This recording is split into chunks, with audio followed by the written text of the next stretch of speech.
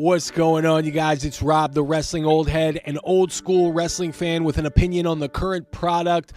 And this is the YouTube channel for you. It's made by a wrestling fan for wrestling fans. And right now we're going to talk about a tale of two companies.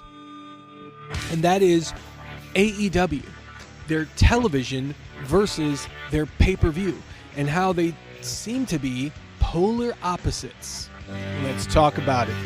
So, lately, AEW, Dynamite, and Collision, and the soon-to-be RIP Rampage, have kind of been losing momentum. AEW as a whole, for television, has kind of been losing a lot of momentum. Now, fans of AEW, I'm sure, would be able to point to a lot of the injuries that are going on, a lot of the things that are going on with the weather in Florida. You can even throw in the Major League Baseball or NHL or Caitlin Clark or the new episodes of a television reality show that I don't know the name of because I don't know television, but you can name and point to so many different things that's going on that would cause fans to wonder that maybe those groups of people that have left are just going to check those things out and then they'll be able to come back, right? You get your ass kicked saying something like that, man. But what exactly are they going to come back to? And I think that is the point that I want to get to. Look, I'm a wrestling fan. I've been a wrestling fan for over 35 years. Damn! So a very, very long time, and I've had my fair share of professional wrestling digested, right? So I watched so many different types of wrestling over the years, and I understand the tribalism, I understand getting behind your team and rooting for them and all that, but to me, I'm on the outskirts. I'm just a fan, like just like how I was, with basketball and with football and things like that, like I have my favorite teams for sure, and I will talk a ton of shit about opposing teams, like I'm a Vikings fan, so I know Alfred Konuwa or Alfred from the Pro Wrestling Bits, he's a Packers fan, so if he and I were to talk, we'd be talking shit back and forth because those are rivals, but I think it would be all in fun. Get that right, mother. Oh, what? That's what I thought. Shut up. I think that when it comes to professional wrestling, when I grew up watching wrestling, I didn't look at it like, oh, my team. I looked at it as like, is this entertaining or what? It was like watching a television show.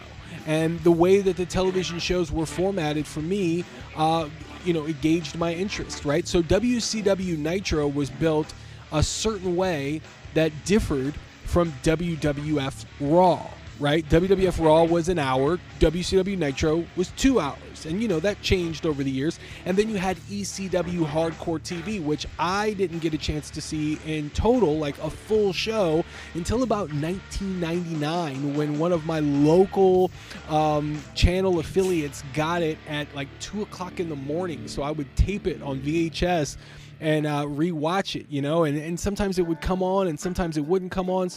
And sometimes it was like weeks back, like it was like a show that was promoting like Hardcore Heaven, but we were in November to remember times. It was very weird how the shows came up. Some of it wasn't current, some of it was way back, and you had to like keep watching until it got to current time. Anyways, my point is, wrestling for me has always just been about watching it to be entertained.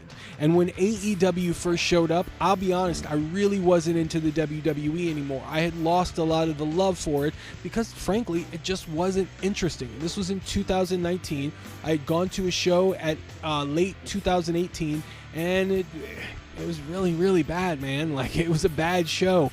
There were some good aspects to it, but the arena was 60% full. The way that they formatted things, there was a lot of, people really weren't into it. It just seemed like they were kind of there, and nothing happened to make you want to go crazy. The energy was just like sucked out at that time. And then here comes AEW, and they've got like Tony Schiavone, and they've got Jim Ross, and then I see Eric Bischoff, and I see Sting, and I see, Chris Jericho. And I see these guys from the past, but then I see these new guys, right? It's like Will Butcher and The Blade and Private Party, who I feel like should have been called Public Party as faces, right?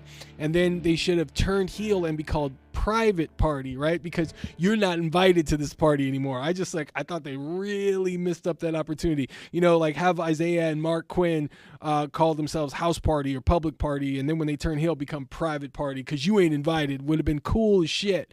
But that's another story. I mean, there were these guys that I was familiar with, and then there were these guys that I weren't. Like, I didn't really know Darby Allin. I didn't know MJF. I had heard of MJF from Major League Wrestling, but I never really saw what he was capable of. I never got that opportunity. Brian Pillman Jr., I'd heard so many great things about him, but I never really got to see him in the ring.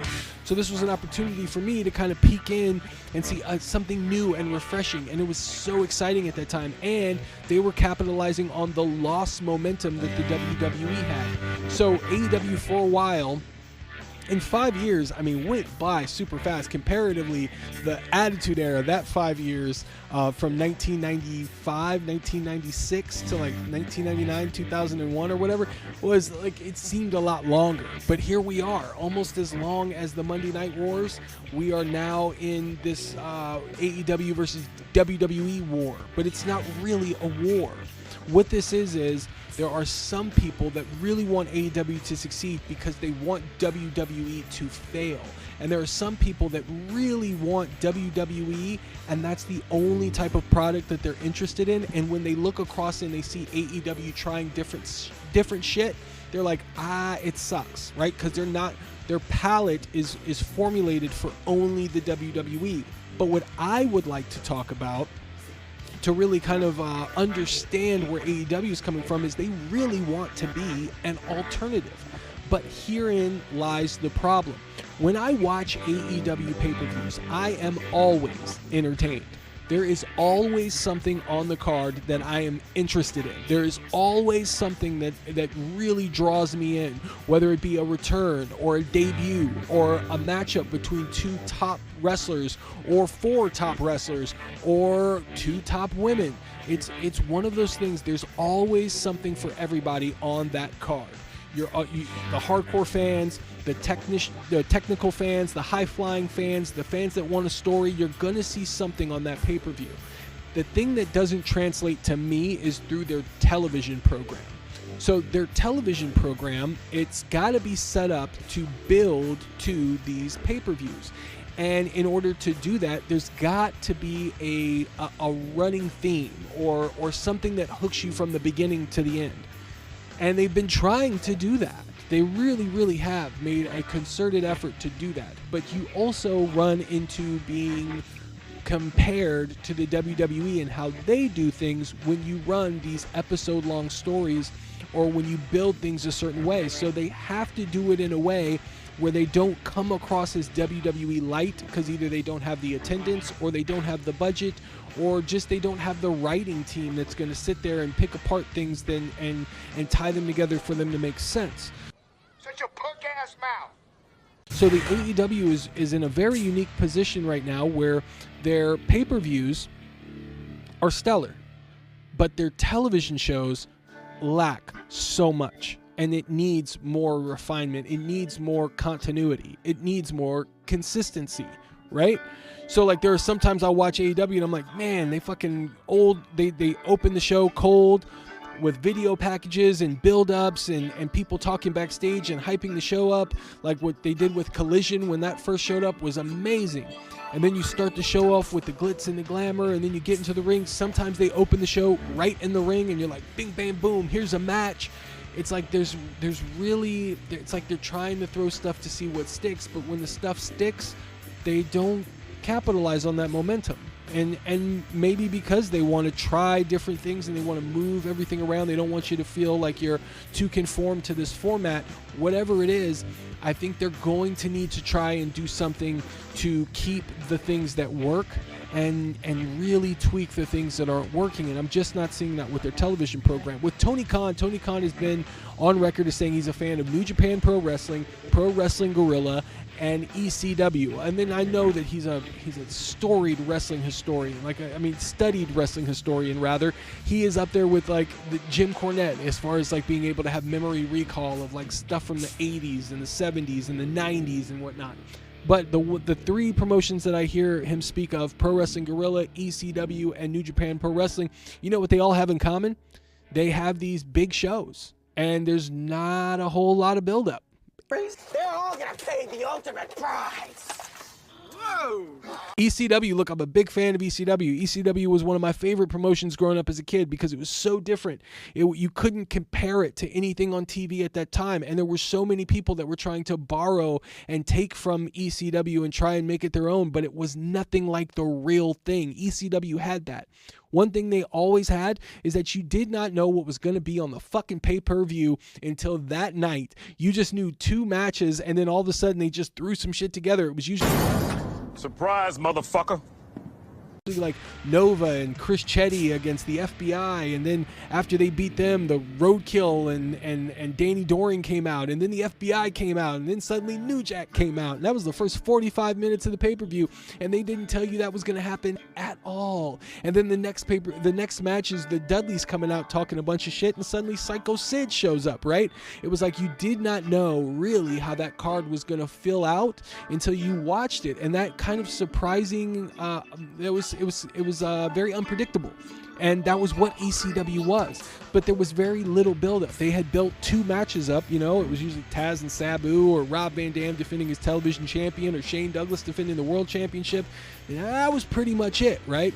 Everybody knew you were going to see Rob Van Dam against Jerry Lynn, or Rob Van Dam against Rhino, but everything else was just going to be a mystery. Who's going to show up? Am I finally going to get to see who Vito LaGrasso is, right? These are the things that ECW did that was unique in its own way, but also when they started to go on TNN, it started to be exposed a little bit, right? Because it was just a bunch of matches, and they didn't have a whole lot of time to really build to a story, and on television, that's kind of what you need. You need something that hooks you. When they were on Hardcore TV and they had an hour show and it was on syndication, they did like this MTV style jump cuts and, the snowy, like,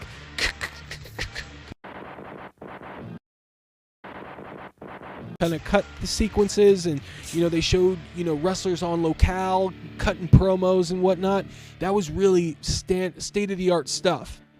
But when they got on TNN, they had to conform to TNN's policies, and they even used that for their creative juices when they had Don Callis as Cyrus the Virus coming out, and he was from the network, right? So they were pushing and prodding at the idea that the network was trying to conform ECW and turn it into something else, and they used that as fuel. And Paul Heyman had a couple of backstage promos that are infamous to this day where he was talking shit about the network on the network. And Our pets' heads are falling off! And on Hardcore TV.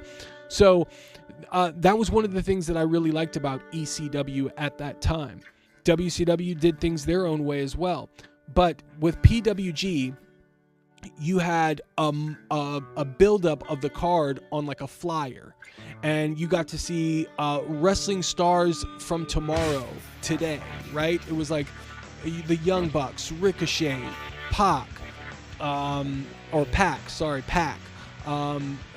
Kevin Owens, El Generico. There were these independent wrestlers that got a chance to showcase for once a month, or once every other month at a small venue at a VFW in Reseda, and there wasn't a whole lot of build-up. But you knew if you saw these guys build in these matches, just the names, you would just be interested and you would want to go see them. The same with New Japan Pro Wrestling. New Japan Pro Wrestling, when they build to an event, there's going to be a few top-of-the-line guys, but every other match on that card is just kind of going to be built on the fly with not a whole lot of build-up. And I think Tony Khan is trying to take that format and use it, and it works for his pay-per-views, but he's on primetime television. He's on TNT. He's on TBS. He is going to have to build to these pay-per-views to generate interest for his television show so people can keep going back and watching the television program. That is something that I think is missing right now. And I know that he's in a situation where he's got to build week to week, but it's just, the television programs do not link or sync or connect with the pay-per-views the way that I think they should, right? We should be seeing like Tony Schiavone or Jim Ross in the Control Center hyping up some big matches. And then aside from the top billing matches like Wrestle Dream, honestly, the only match that was really built for weeks at a time was John Moxley against Bryan Danielson. Every other match was kind of thrown together within the last week and a half, so there wasn't a whole lot of build. And I know they were coming off Grand Slam, and before Grand Slam it was All Out, and before All Out it was All In, and so they've kind of had these big events back to back to back, and there's been very little breathing room. So they've tried to do what they could in the most minimal amount of time, but it all kind of seems thrown together, and they're charging $50 for a pay-per-view, and you gotta give the fans something to want to invest in that and to want to participate in that show. To give the people. What exactly are we giving them? Give the people what they want. You know the pay-per-view is going to be good, but give the television audience a chance to really sink their teeth into a story. And when I say story, a lot of people are going to misconstrue that and consider that I'm trying to get them to be more like the WWE in the way that they tell stories. That couldn't be further from the truth. There are ways to tell stories that are not the way that the WWE tells stories. And they tell stories in a very, overproduced, hyper, cinematic, like 2-bar widescreen soundtrack from beginning to the end, jump cuts, cinematic, like pure cinema type of thing that AEW would do better by going the opposite direction. But the opposite direction is to tell gritty, grungy stories of guys that really want to beat the shit out of each other, and they don't care how they do it, and do it in a very old school professional wrestling with a little hint of modernity, thrown in there, like just a few things in that are a little more modern, like that could happen. But I just think that sometimes when I watch Dynamite, it seems like it was thrown together super last minute, and the focus or the organization is just lacking to me, especially on commentary. Those guys, look, they're trying to build chemistry. You got Tony Schiavone, you got Taz, you got Excalibur, and then sometimes you throw in Nigel McGuinness. They're great together. But as far as winging it on the fly, sometimes I feel like they miss some big moments to talk about the story and to help build the matches for the future, for later on in the show, or for pay-per-views, for some of these stories or for some of these characters. Excalibur is there because he's kind of the Mike Tenay of AEW. He should be talking about these independent wrestlers, not just the moves, but where they came from in the ring, to really build them up. And I think sometimes he misses those cues because he's either promoting the show or he's talking about some things that are going on in the ring and missing those moments to really give the audience a chance to really understand the superstars. That's just a little something that I was thinking about that I thought I would talk about, because I do feel like AEW sometimes is a tale of two companies. Their pay-per-views are great because I think Tony Khan is a fan of the PWG, ECW setup of just giving you a show on pay-per-view and blowing you away with it. But now that you're on primetime television, as they've always been on primetime television, but now in just kind of a different mindset, they're on primetime television with this new contract. Give these new potential audiences a chance to really be invested in the superstars, really be invested in some stories that they can sink their teeth on, aside from some of the great ones like Tony Storm and Mariah May and Swerve Strickland and Hangman Adam Page, and even this Jon Moxley story that they got going on. There could be some great things. There have been some great things between those three storylines that I'm an absolute fan of. But on the undercard, there's got to be some more build-up. Ricochet just kind of popped out of nowhere, and there's really been no reason to really connect to him and Will Ospreay other than the fact that they had a couple of great matches about a decade ago. But give us a reason to be invested in their friendship or their competitive spirit towards one another. Give Don Callis' group more of an edge, because right now they have no momentum and we don't know where they are week to week. Sometimes they seem like they're good guys and other times they seem like they're bad guys. So give us a reason to care. And, they don't win matches, so it's hard to be invested in them as real credible threats. And Don Callis is so wishy-washy, we're not sure where he really stands either. So give us a directive there. Let us know he's a piece of shit. He hires these guys, uses them, and then brings them to prominence only to fuck them in the end. And then have Ricochet and Will Ospreay feuding with these guys, but really not trusting themselves, one another, individually or whatever. That's a story. It's a very simple simple story. It doesn't require glitz, glam, cut, action. It's just a really simple story that professional wrestling fans from all different sides of the coin, whether it be from Japan, Mexico, or from any side, are going to get invested in. They're going to like to see like Ricochet and Will Ospreay team up, beat the shit out of bad guys, and then eventually turn and look at each other and say, I can beat you too. No, I can beat you. I mean, it's really not that hard, and it doesn't take much to get a lot of wrestling fans invested. It sometimes can be just as simple as that. And we got Wrestle Dream coming up and on October the 12th, and I really think that they have an opportunity to really turn the tide and bring more fans in with a huge debut. And we all know what that debut can be. It can be Shane McMahon, and I've said this in the predictions form. I really think that if Shane McMahon came in and tried to take over AEW as the new Mr. McMahon, I think it could be huge. But he's got to come in with that killer instinct. And at the same time, you've got the Hurt Business coming in. Are they going to be the Swerve Syndicate? Are they going to be under Swerve but trying to also usurp Swerve and break him down? Or are they immediately going to oppose Swerve Strickland? I mean, there's some great questions to be answered with that too. So you do have an opportunity to really get a Game of Thrones type of situation with AEW, where there's a bunch of these leading factions and people that are coming together because they need to watch each other's back, because all these other groups they're seeing pop up are trying to battle for supremacy.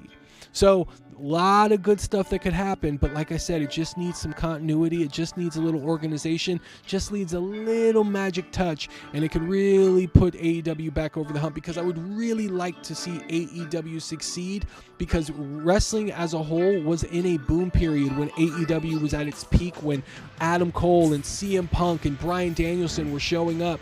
It was really, really catching fire. I mean, super. Like, WWE started getting good again, and AEW started just like really, really sizzling.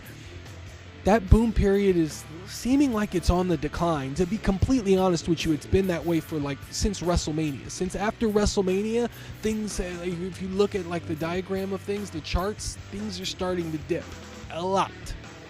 Not precipitously, but a lot. And I don't want to see it dip. I want to see it rise again. I want to see it spike back up. And AEW, by spiking back up, will cause WWE to spike back up. And who knows? Another promotion could come and spike back up. I've been rooting for NWA. I've been rooting for Maple Leaf Pro Wrestling. I've been rooting for TNA. These promotions, I've been rooting for MLW. These promotions can start to spike as well, and it can cause an influx of talent, because there's so many wrestlers, more wrestlers than you've ever imagined before, that are popping out of the woodwork. More people are becoming professional wrestlers than ever before, and they need places to go, places that are not only going to feed their families, but places that are going to give them the opportunity to really shine. So I ask you guys, what do you think about that? Do you think AEW needs to have some congruency between their television product and their pay-per-views? Is it fine the way it is? You guys let me know. Thumbs up on the way out, you guys. I hope you enjoyed this video, and stick around for more, because there's going to be more videos on topics just like this in the future. Stay tuned for more, and as always, I'll see you soon.